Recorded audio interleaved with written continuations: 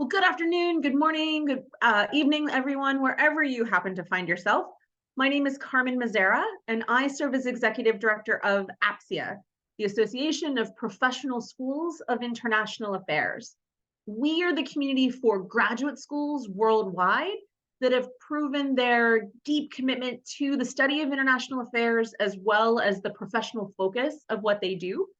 But aside from our work with graduate schools, we are so proud to be the home of the Public and International Service Advisor Network, or PISA network as we call it, and to welcome all of you in your roles as undergraduate and community college advisors. Our work is really to hopefully support you in these efforts to reach more students and bring the wonderful opportunities in international affairs and public service to them through series like this.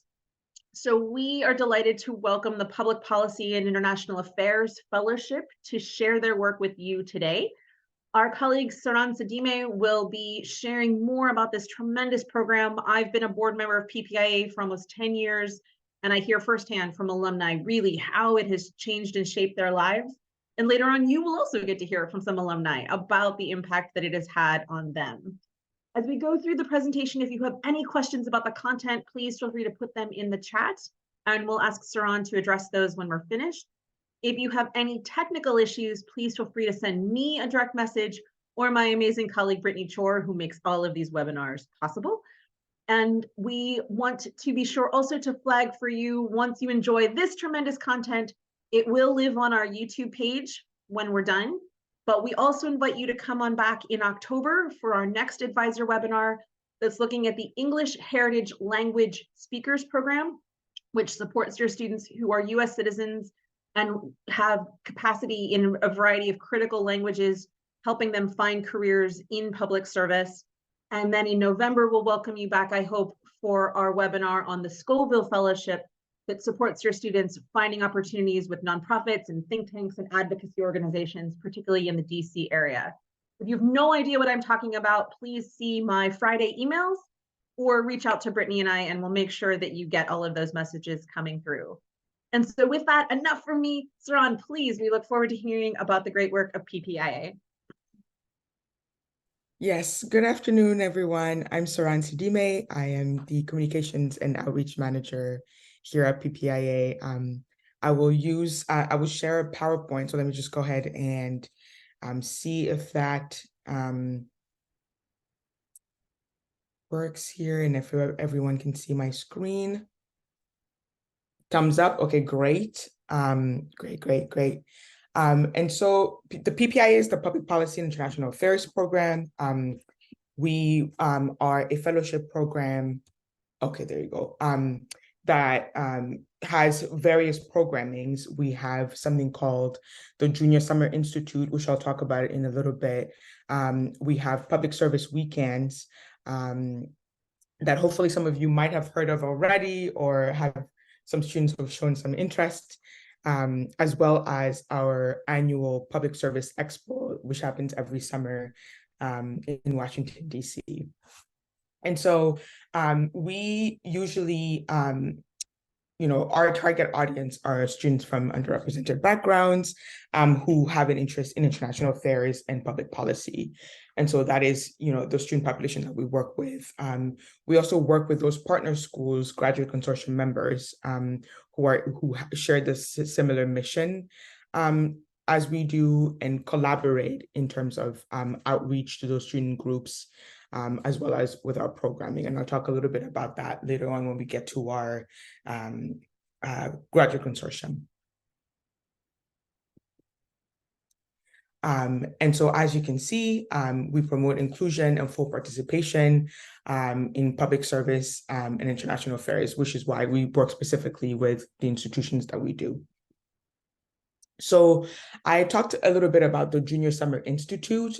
So the JSI Fellowship Program is a rigorous free 7-week program, and I'm excited to have our alumni Lena here, Lena Benson, who will talk a little bit about her JSI experience when we get to that point. But the fellowship programs is has gone on for, gosh, years now.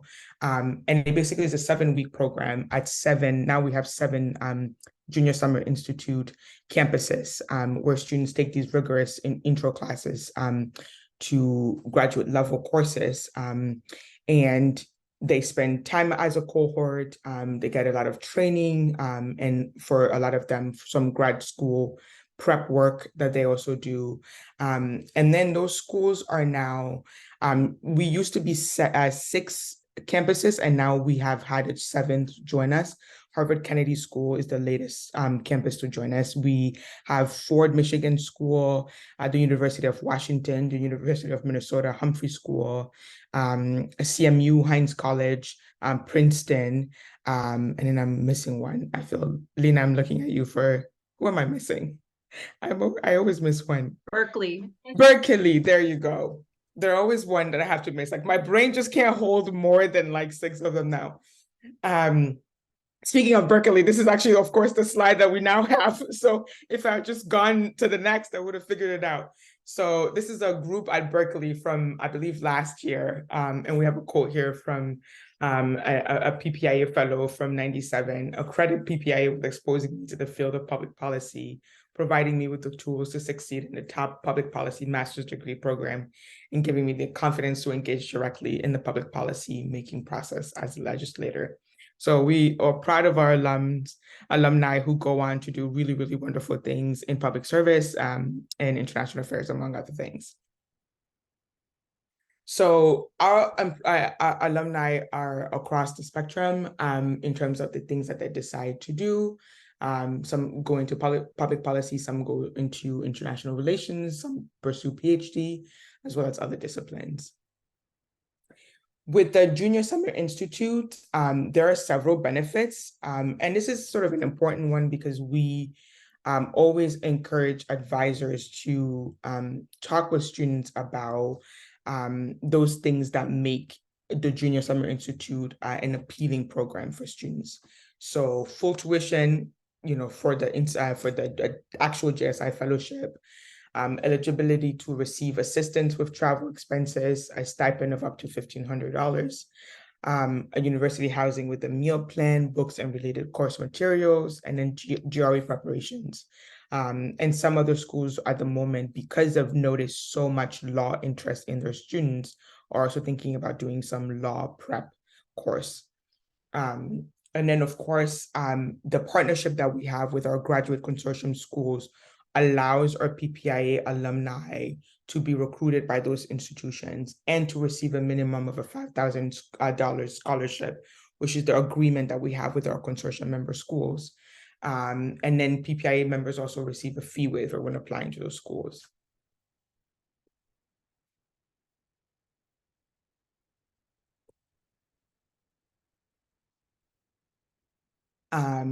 We now have 7 JSI schools, actually. So they're of course, all a little bit all over the map.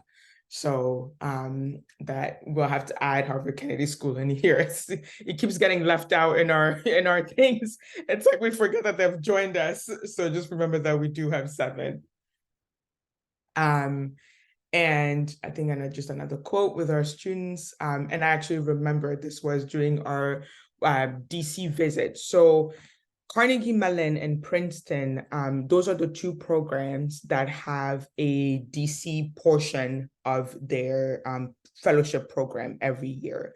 So we actually coordinate with those 2 schools during our expo event in the summer. And then so their students get to travel to DC as a group and then sort of like have different meetings across the state. And so they have that added experience when they join either Princeton or Carnegie Mellon as a fellowship institute. We talked a little bit about PPI alumni being across the board, more PPI alumni. And so I think part of where we find that working with advisors is really helpful is because we find that a lot of students learn about PPIA through their advisors. And so we are grateful for this opportunity because the Junior Summer Institute program is actually open now for applications. I will actually, I think, share the page for that. So I'm actually going to stop sharing my screen for now, if that's okay. And I just want to focus on the Junior Summer Institute page. So I find that to also be helpful. So I'm actually going to now share.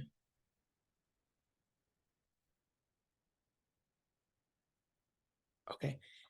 Can everybody see the website? Okay, great. This is the PPIA website. So it's just ppiaprogram.org.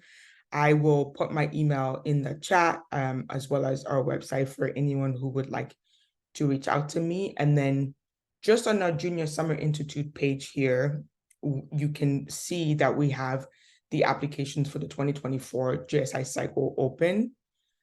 The deadline is November 1. So we are currently encouraging students to go ahead and send their applications. Every year we have noticed that there is, some extension of the deadline, but of course we don't readily share that because we know that what will happen is that students will just wait until the very last minute. So we try to just sort of save that information until it's really, really necessary for us when we get there. And then, as I've mentioned before, these are all of the Junior Summer Institute campuses.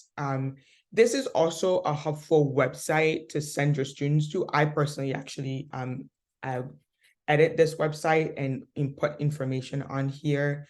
Not only are students able to click on each individual schools and see what their program is about. So I'm just going to do Carnegie Mellon as a quick example, but it will go ahead and give you the overview of the entire fellowship program, as well as the coursework associated with that program, and further down, what the trips, some of the things that students can look forward to, as well as some dates, which Carnegie Mellon hasn't shared yet, but it will be on there eventually, as well as their contact information. So really everything that the students should need when they're interested in a particular school should be on this website.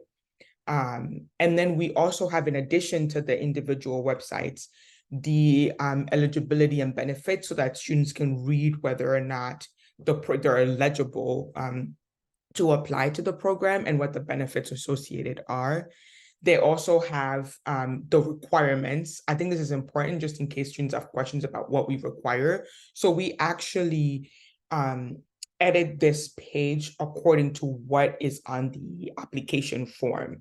So if students have questions about what they need to put together in order to complete the JSI application, they can visit this page. And so again, we have made this as comprehensive as possible, just from years of experience and based on the questions that we were getting from students. And then we also have a frequently asked question that we also have collected over the years based on student concerns and the questions that we were receiving. And so again, it is very comprehensive. But if students have questions, I will also put the email that we share with students, which is our info@ppiaprogram.org email. I will also share that in the chat. The other thing that I want to, and of course we have the application link on this page as well. The other thing that I want to share that is coming up is actually happening next Friday, which is all of our Junior Summer Institute, all 7 of them, are hosting a webinar next Friday for an hour that is student focused. So all of the students who are interested in applying to the Junior Summer Institute can attend the webinar and then ask, there will be brief presentations from each school, and there will be times for questions that the students have. And so it's really just a rare opportunity to speak directly with the directors and hear directly from them. And so we, really encourage that you share this with your students. Again, if you are not following PPIA on our newsletter, I will be sending this through our newsletter. So please go ahead and join our newsletter. And I can also add you directly if that is an option that you would like. So I think I'm gonna stop there because I think questions are can help so that I'm just not the one talking the entire time, but I thought that might be a good place to start. Again, I'm thinking about how to maintain contact, which is through our newsletter and also via my email. So I will put those in the chat now and just see if folks have any questions in the meantime. Thanks, Saran. While you're typing and putting your email, I'll read you our first question. One of our colleagues is curious, when you say that the students must be committed to pursuing a master's degree in public policy or international affairs, do they have to have been accepted already or just mentally thinking about it? Accepted, no, but definitely have some form of interest in it. And that becomes important when students are actually filling out our application, because there is a question around why they're interested in public service and international affairs. So, because typically we're talking about policy schools, so there is a specific focus that these schools have. And so, but students come from all backgrounds from what we've noticed, and students express interest in all backgrounds, but eventually are thinking about some form of policy. That's also what we've noticed. Our next question is whether you could offer some tips on how students can best answer the different essay prompts, and also broadly talk about what makes a successful applicant. Yeah, I'm almost tempted to say, because I am actually the one that manages the application platform. I would say tip number one, have all your documents, just because you don't think I know it's a very simple one, but it's such a silly reason to be disqualified from being able to be considered for the program. But you'd be amazed at how that this is an issue. And so it's really, really it's really important that students actually have all of the documents. And then the other that I would say is to not rush through the essays, but I think I have found that students who really do well are the ones who are able to compile the experiences in convincing ways, right? This is not just another application to you, but it's really obvious all the ways that students can benefit from the program. I think students who can make it clear how the PPIA fellowship will help them go into the direction that they're really passionate about are the ones that I think are convincing. Lena, I'd invite you, can you share either if you remember what you wrote or what kind of impact it had on your journey, and maybe students might have, our advisors would find some similar resonance for their students. Absolutely. Hello, everybody. I'm Lena Benson. Thank you, Carmen. Thank you, Saran, for having me. I am based in Los Angeles, and I work kind of at the intersection of media and social impact. I grew up in public school in South Carolina, and then I got a degree from Wake Forest, and that's where I learned about PPIA. One of my politics professors had a flyer on his door about Princeton's Junior Summer Institute. And mind you, this was like 2005. So I didn't know there were other junior summer institutes. So I just applied to that one. And then I found out later, like, oh, there were like 4 others. And I was admitted to the Princeton program 2005. And the summer changed my life. And then I ended up going on to do a master's in public policy at the Kennedy School at Harvard. And that was in 2010. So it's been a while. So when I was an applicant, I guess kind of going back to Mia's question, I was really interested in international relations. I kind of thought I wanted to become a diplomat, but like I didn't know anybody who did that sort of stuff. And actually, for further details, I'm African American, and I just like the path was just so nebulous to me, but I still had that interest. So being accepted into the Junior Summer Institute basically opened my eyes and also introduced me to other people who shared that interest, who I wasn't really meeting on my college campus in North Carolina. And then it also essentially it was a very, very challenging summer boot camp so that we would up our game, so that we would actually be qualified applicants. And so I think that that's the big thing. It's first off, PPIA helps students become aware that there's paths out there that don't necessarily include law school or business school, and that actually can, you know, not just help you, but connect you to a network. And then I can't, you know, overstate the importance of that financial support that they provided, because there was no way I could have paid for a master's in public policy at Harvard without their support. And additionally, I also wanted to address another question, like, so how do you define underrepresented? And that actually, PPI has been around for 40 plus years. And so I really am proud of how the program has evolved over that period of time. In 2004-ish, the Princeton Junior Summer Institute was actually closed down, restructured, and brought back because of affirmative action. I think it was University of Michigan affirmative action ruling way back then. And so I would say that my cohort included students that weren't, it wasn't just racial diversity, it was also just regional diversity, people from very rural backgrounds, socioeconomic diversity, gender identity. And so I think it was one of the first times that I was in a room full of very, very diverse representation, beyond the necessarily the ethnic diversity that we first and foremost think of in that definition. Thank you, Lena. And this goes to some of the questions in the chat as well. Saran, correct me, it's for rising juniors or folks who completed their junior year. It's for rising juniors, but to be very specific, as long as you have one full semester left to complete after the program, you are eligible. And if you've already been accepted into a master's program and have that one semester left, would you be eligible? You would still be eligible, because you still would have that one semester after the summer, that the Junior Summer Institute. You just can't be in the cohort if you've already graduated or are like a senior that has just graduated. Mm-hmm. Thank you. Yeah, of and course. We know that November 1st is the application deadline, and all of the students are going to complete their materials on October 31st at 11:59 and a half. But what happens after that? When are they informed? How do they figure out where they're going? What's the next steps? Absolutely. So the next step is the campuses review their applications. And so December is usually a time of review. Everybody will get a response February 1st.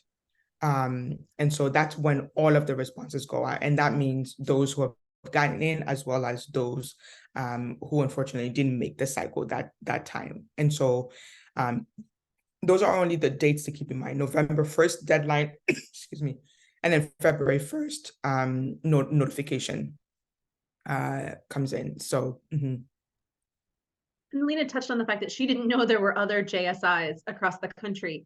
Do each of the JSIs have a personality, and should advisors direct students interested in one topic compared to another in a particular direction? Yeah, I actually think this is an important question, because a component of our application, you have to rank the 7 schools by preference. And this is because the 7 schools meet to reconcile applicants who have shown interest. So let's say an applicant selects Carnegie Mellon as their first choice, but maybe the University of Washington is also thinking about accepting that student. Carnegie Mellon will get, quote unquote, the choice of preference because the student selected them as their number one school. And so it is important for students to have an awareness of what schools they would really like to end up at.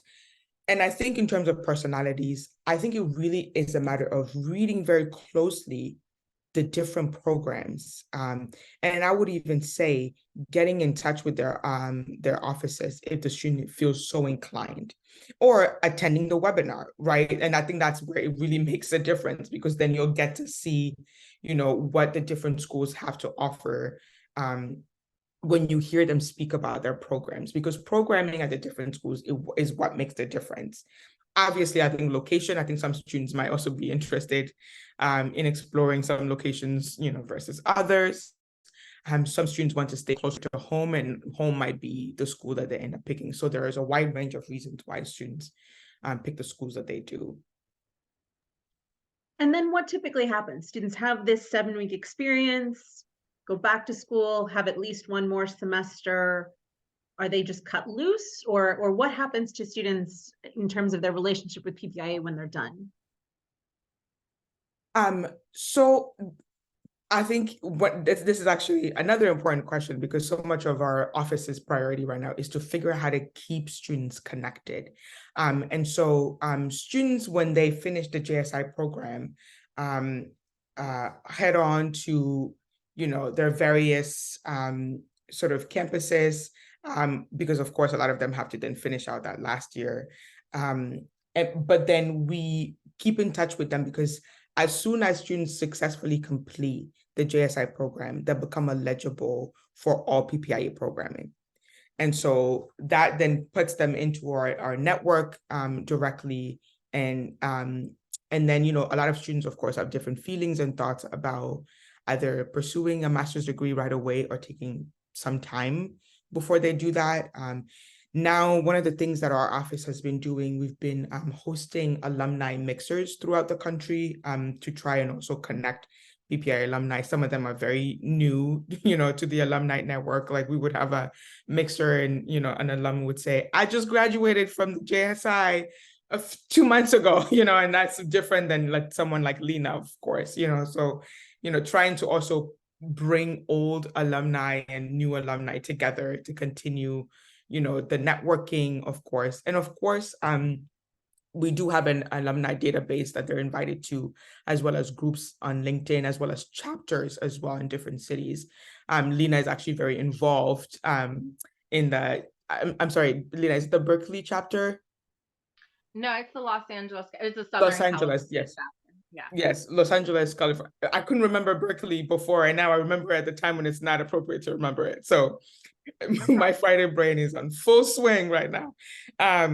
But we have these different chapters depending on the location, and so students can also get involved in those when they finish the PPIA program. So there are lots of opportunities, and of course, I think students are also can connect with our office, to ask about what those are. Because I think, and we do usually inform them when they've graduated. They get a nice big email from PPIA reminding them to complete their alumni profile and all that.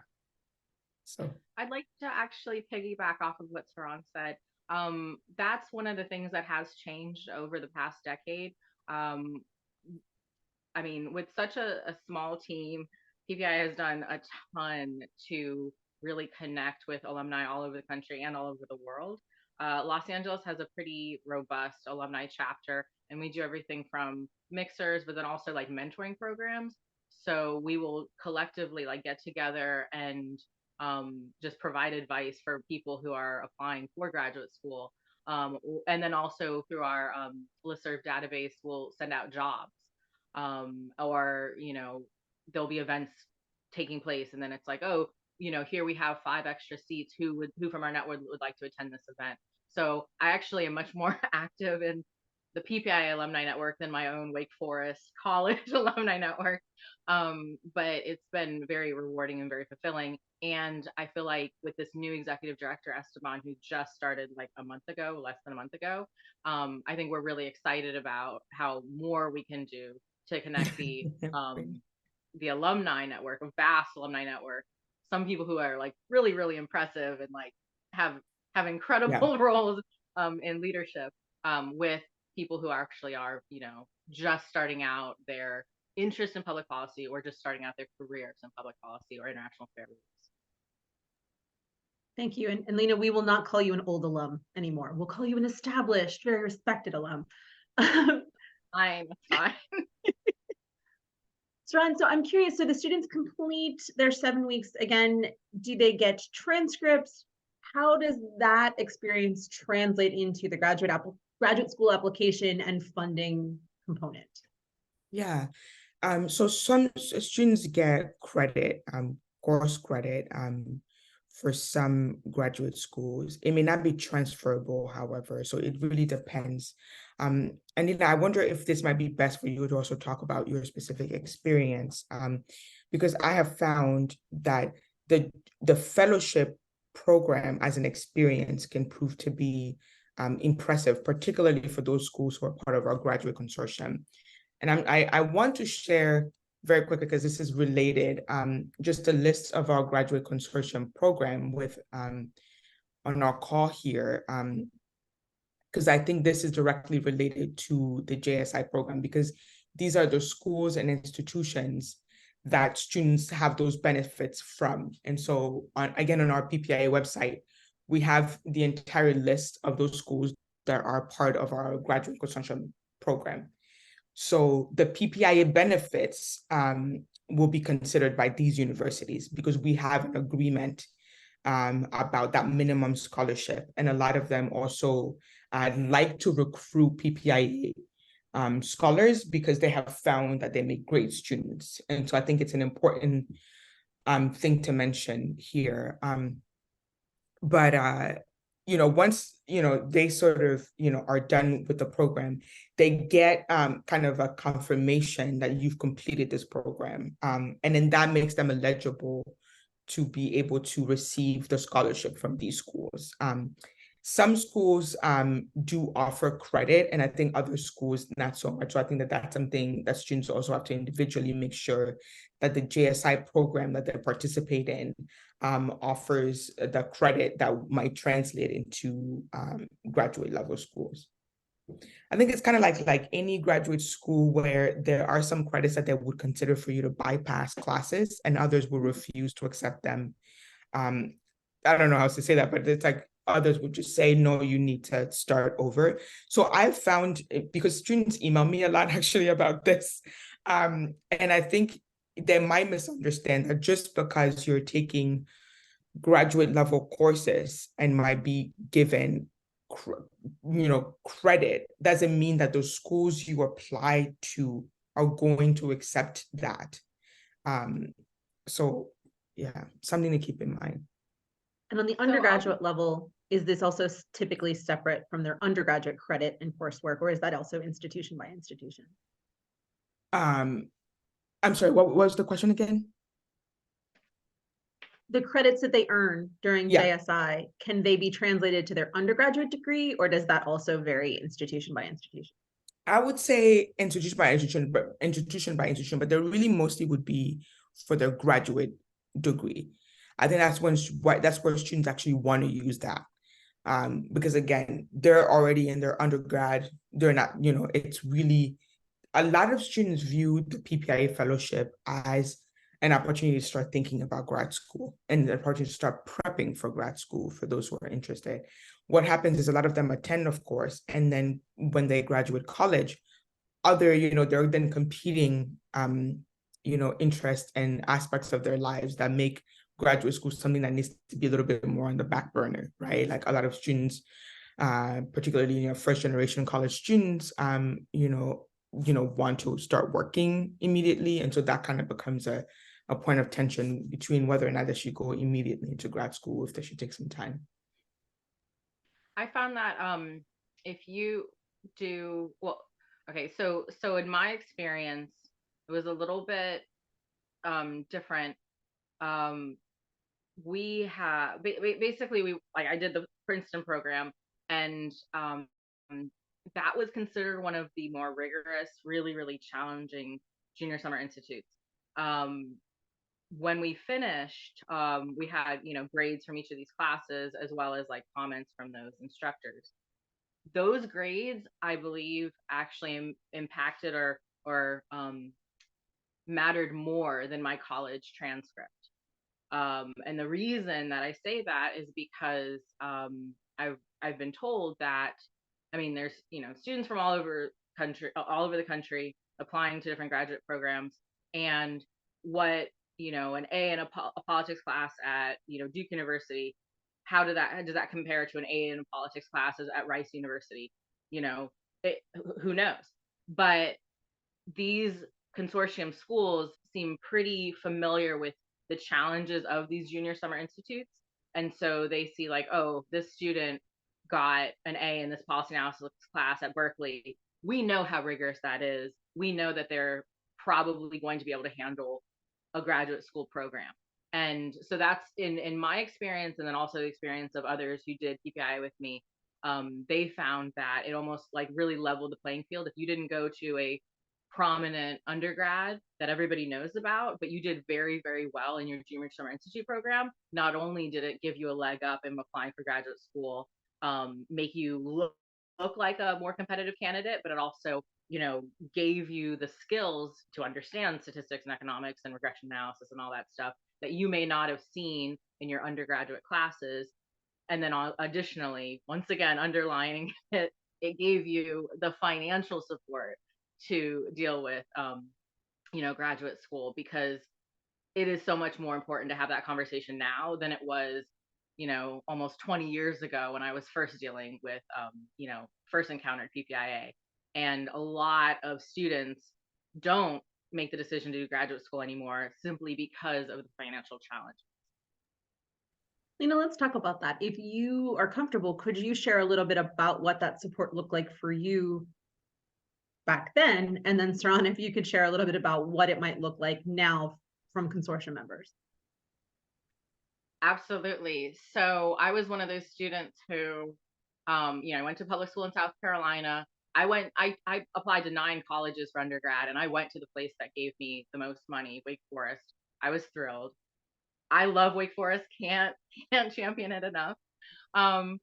And I knew that I, wanted to go into graduate school, but I don't think that I would even really have considered it like feasible. So I wasn't saddled with tons of debt for undergrad because of those scholarships.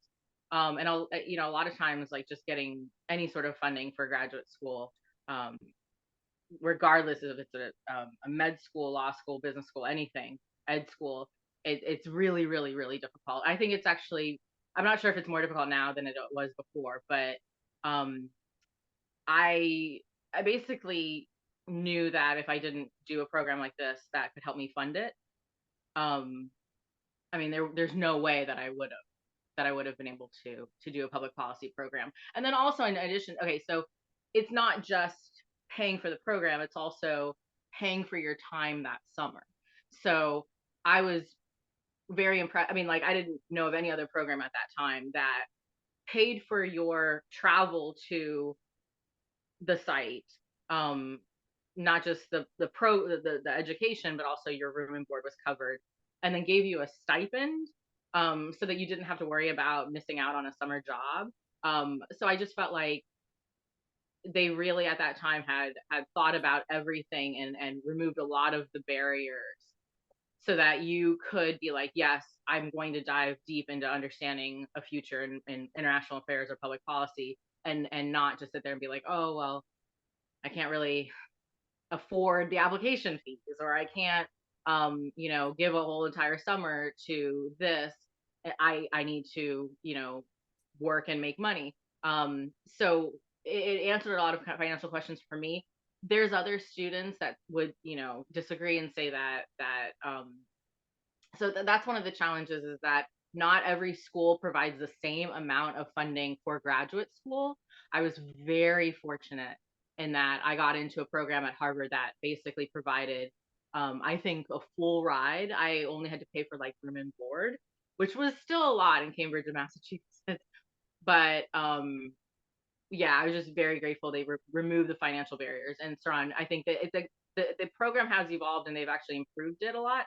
And also, please speak a little bit about the new public service weekends, because that was kind of created almost as a middle ground for students that couldn't commit to an entire summer, but still wanted that exposure. Yeah, thank you so much, Lena. I'm actually going to, because I actually think that this is related to the question, Carmen, that you were talking about, because I think our graduate consortium schools, not all of them, of course, we only have 7 JSI campuses, But then what does programming look like with those other institutions who are also interested in the student population that we serve, right? And so I'm going to share my screen again, just very quickly, to our public service weekend conferences. So there are actually there was just one this September, this past week, a few weeks ago, and then there's so that's with George Mason.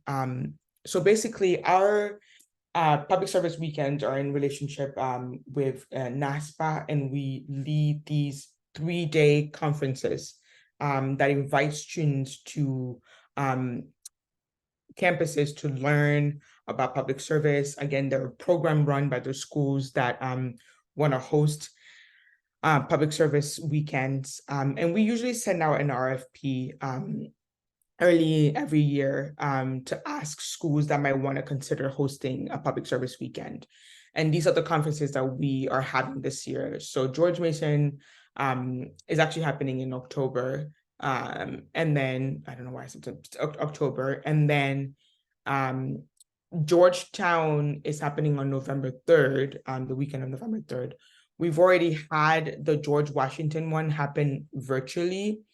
And of course, Carnegie Mellon, which is, they pair that with their DC visit every year so that Junior Summer Institute students, you know, there's already a lot of programming anyway, and those folks are already going to be in DC.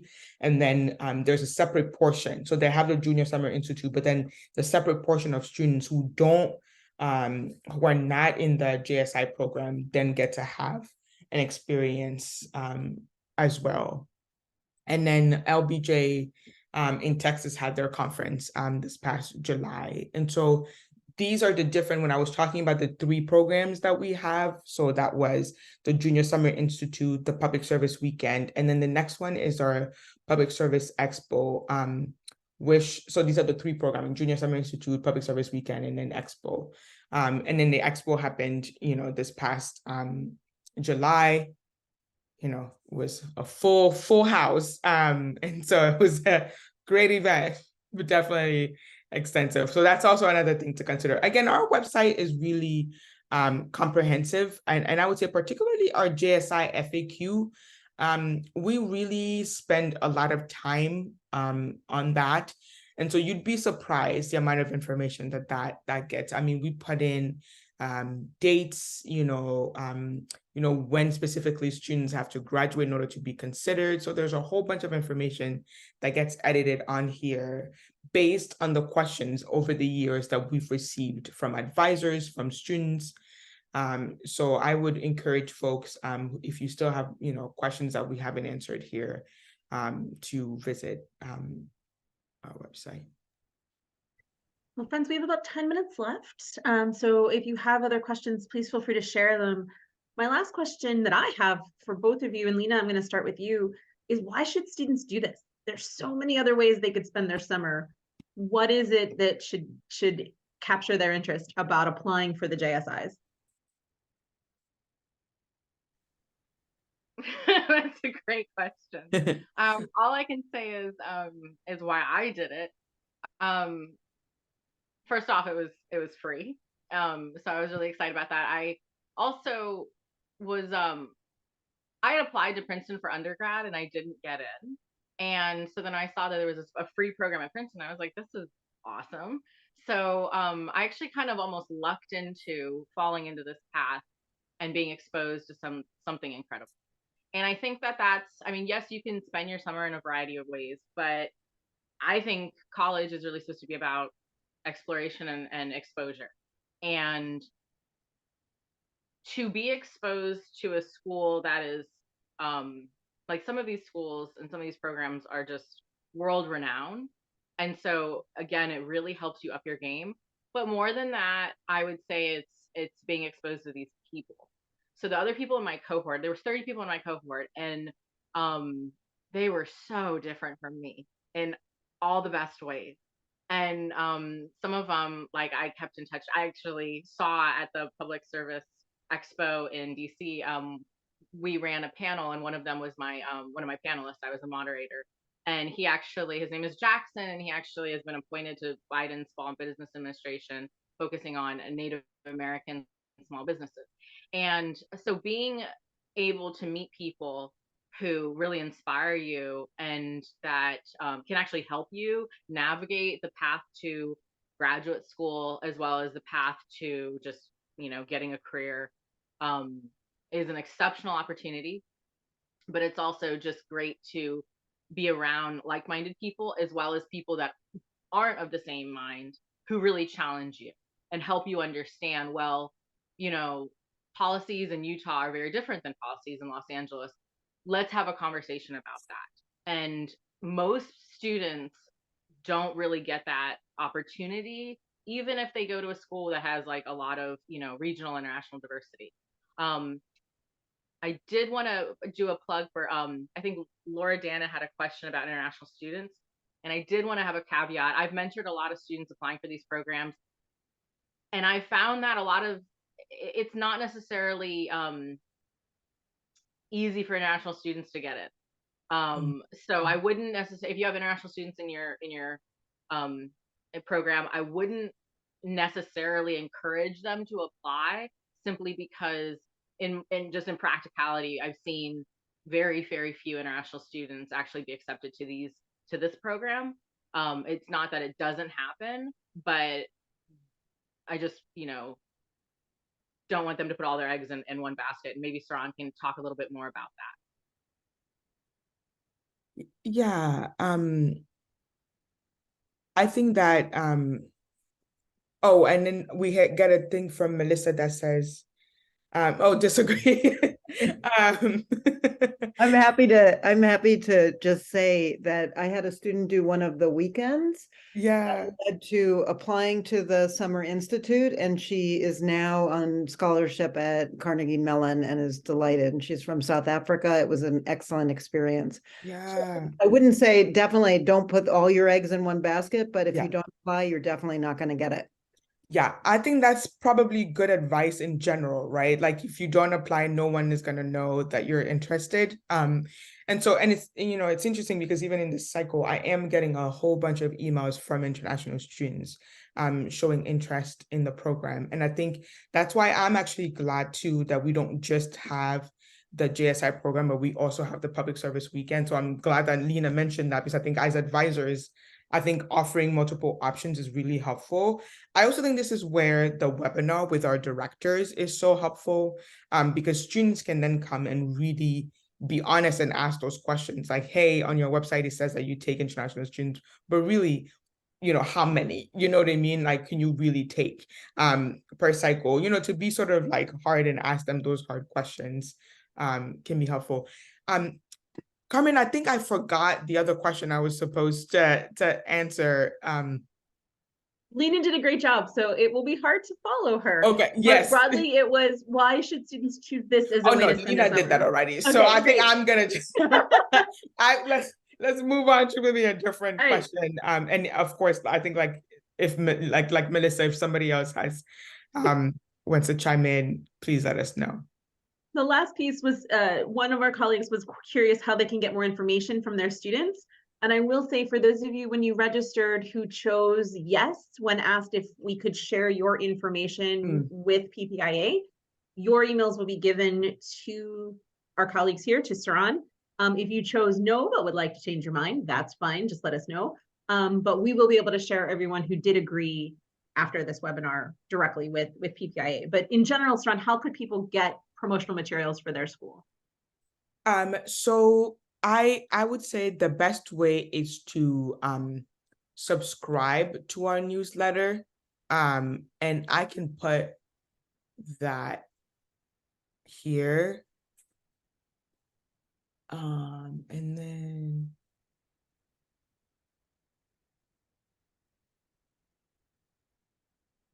let's see. And then I think also I'm gonna just put my email once again. But we have been sending a lot of promotional materials through our newsletter.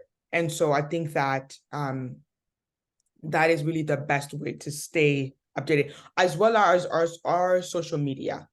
So which would just be PPIA program. So we are on Twitter, LinkedIn, Instagram. So you can find us at PPIA program.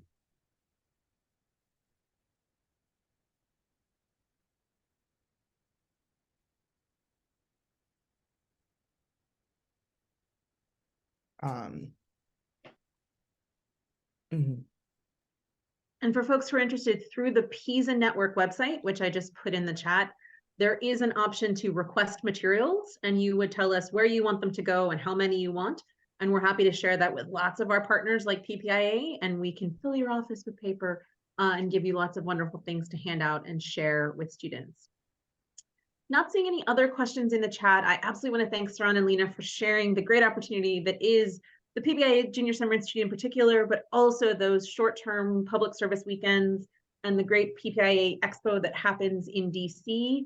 I want to thank all of our advisors for being here with us and remind you about the great upcoming events that we have, including a training for new advisors. So if you have colleagues who are in the Atlanta area and want to become part of the PISA network, we'll be there in a couple weeks. At the end of October, as I mentioned, we're doing a session on the English Heritage Language Speakers Program. And then in November, we'll be talking about the Scoville Fellowship. So lots of other great content here and now. And we are always at your service if we can be helpful to you and to your students. So thank you, Saran, thank you, Lena, and thanks to all of our colleagues. And we can stop recording, Brittany.